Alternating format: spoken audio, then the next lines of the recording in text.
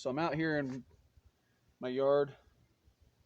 You can't see it, but up here I have a wire antenna, off-center fed dipole that does 10 through 80 meters. I built it, and right here at my feet, I'll show you, is a stump with the axe sticking out of it. This pine tree died last year sometime. This is my felling axe, which you can see has got some surface rust because I haven't used it in a little while.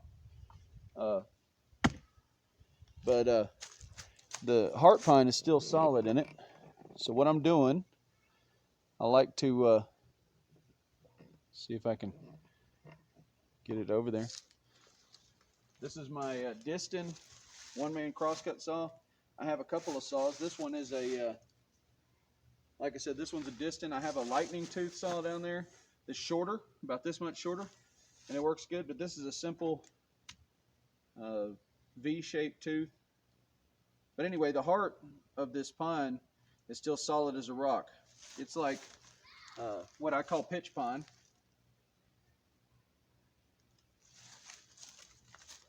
See right here, the center is good and solid. Smells like turpentine or pine sol. This has got to be, this is wet around the outside, so it won't be any good for anything, but the heart pine will be good. And this wet wood will dry out if it's stacked somewhere where it can dry. So I'm just sawing it up. It'll probably get drier the further I get up the tree. And I just have, that's a sawbuck that I made myself. It folds, it has a pair of bolts holding it so it can collapse up and I can lean it against the wall. But I'm gonna just saw it up. It's good exercise. I haven't done my hand sawing in a long time. So let me stick this coffee where I can. I'll set it on top of the axe.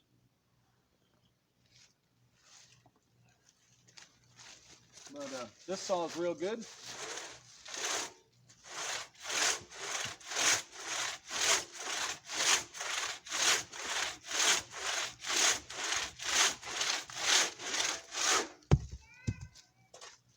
And I'm gonna move it up a little bit.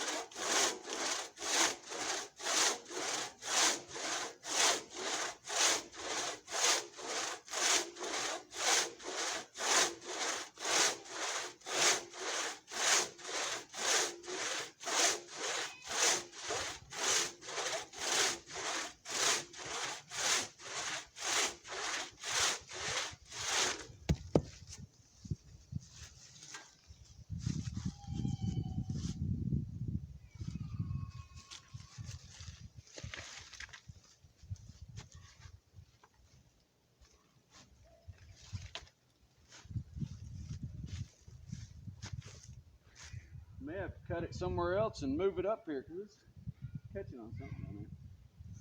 Let me set it to the side and move this. I'll probably pause you and move you back where you can see.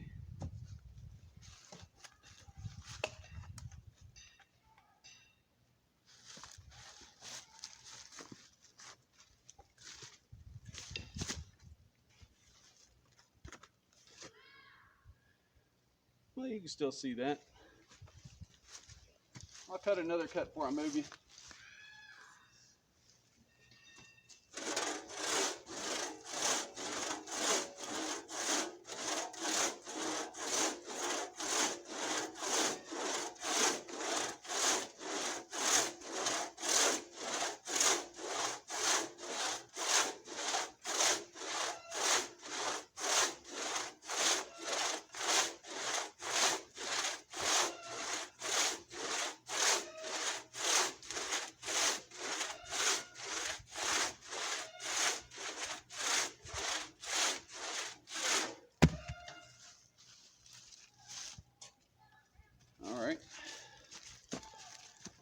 I'll pause you and move you over.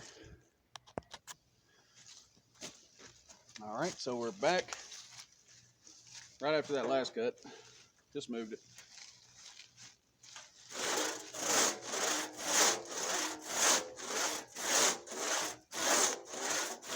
This saw is tapered. It's tapered ground, so it's skinnier at the back than it is at the teeth. And so if you just keep it centered in that cut, it won't bind. But when you saw it bunch on me, it's because I had rolled it and I went to push, and it'll bind.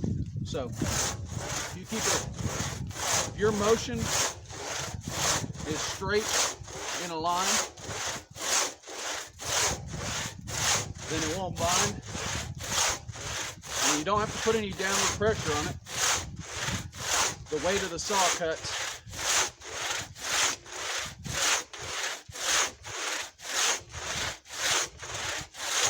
Saw probably weighs 5 or 6 pounds, maybe 8 pounds, maybe more. It's not a light saw. It's a good saw though. Yeah, it says Henry Disston, cast steel. I'll show you. I don't know if you can see that. The surface rust here is from it being in a gang box. The white is sap from that pine tree. It was in a gang box in the sheath. So.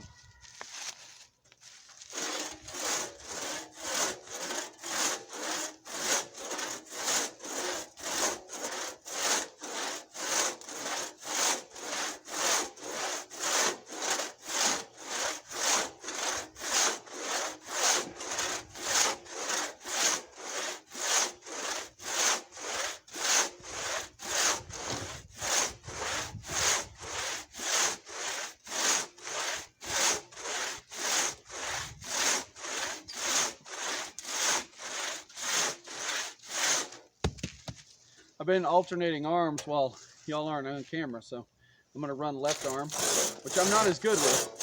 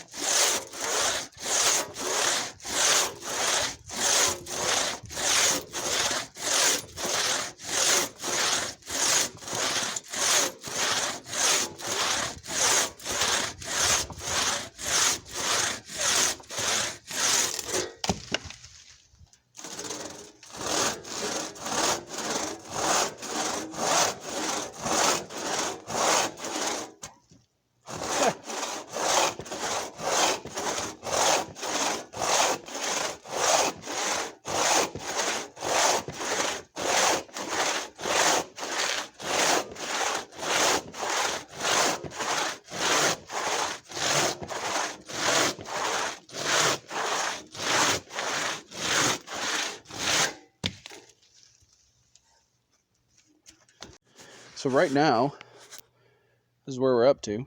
There's the stump. This is all stuff I cut all the way up the tree length. The saw is laying here. Once you get up into this little stuff like that, it's difficult to cut, especially since the limbs get in the way. So you end up with all this stuff here, which is the driest part of the tree right now. So I'm gonna take I was trying to take my axe and trim some of these little stobs off like that, but the hatchet is the way to go, and some of them are just going to break.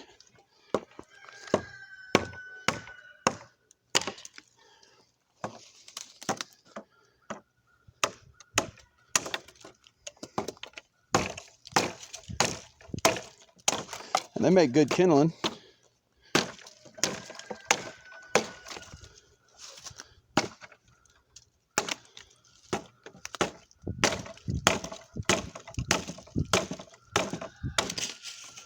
Look at that cut. Little mini hatchet.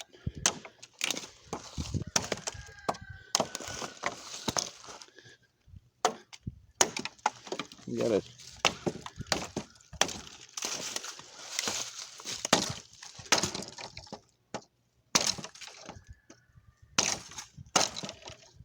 you can hit it, it'll go through. All right, so now that piece is trimmed up. When you get down to this little stuff, it doesn't hold itself. So you have to take in one hand the saw and brace yourself off with the other hand. You got to do it one-handed and get your cut started.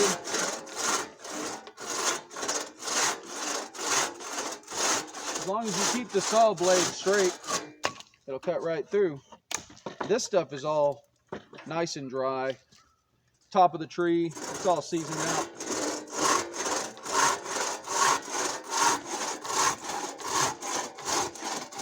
Good to throw in with something that's not quite seasoned. Kind of keep that fire started, get it going good.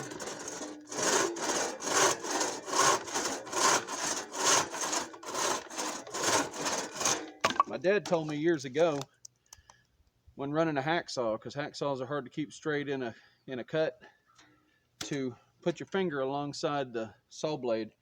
And I didn't realize it till just now that I just started doing that. It wears your finger out if your finger's not very strong, but on a saw this big. But it keeps that saw blade, you got more leverage with your finger out there. Another thing I'm doing is I'm laying my saw blade up against the saw buck right here.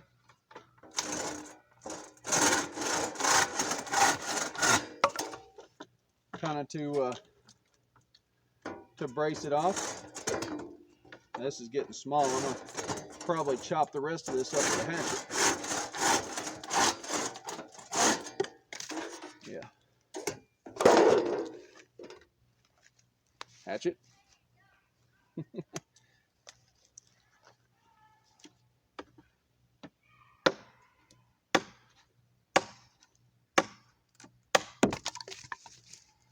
All right, now I have one more length here. I'm not wore out. My shoulder was sore from earlier in the week. My left arm, I tried to do some left arm work. It's a good workout. I think I'm going to do it. I'm going to try and do that every week. Let's see here. See if I can get the axe in the shot. So here are the tools that I used. This is my felling axe. It's a big axe. Here's my hand. Here's the axe for comparison. It's a big axe. To give you an example, here's my hatchet. That's how big it is compared to that hatchet. So I use the axe to cut the tree down. I use the hatchet for limbing the little limbs.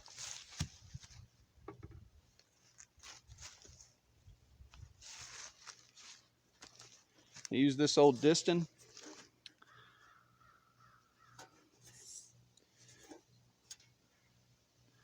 To do the work, and the saw, you can see it's probably I'm about 6 feet, so it's probably 1.5 feet shorter than me. It's probably a 4.5 foot saw. This is the wood that we got out of it. That's the wood that I got out of it. See if you can see that. See my foot here? Let's see if I can get down to where you can see my foot. All right, so this stuff here, this is all the little stuff like this. It's seasoned. The bigger stuff, some of it's damp. On the other side over here,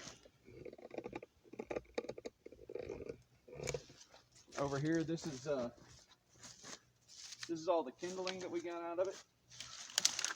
All the little limbs, they'll make good kindling. So the whole tree, you know, will be used for something. And it was dead standing.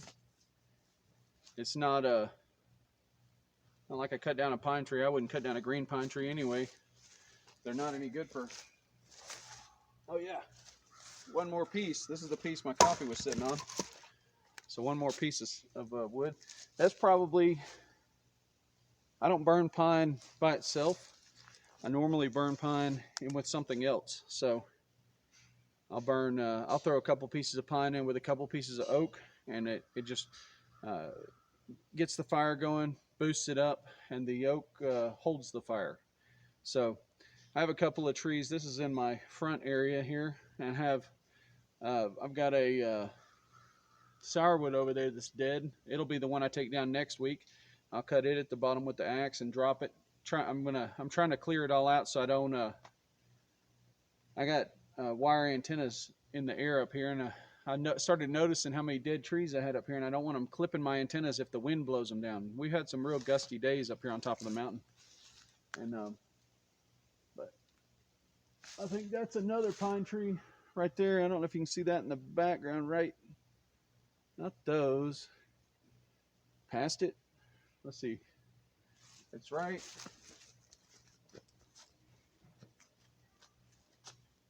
here.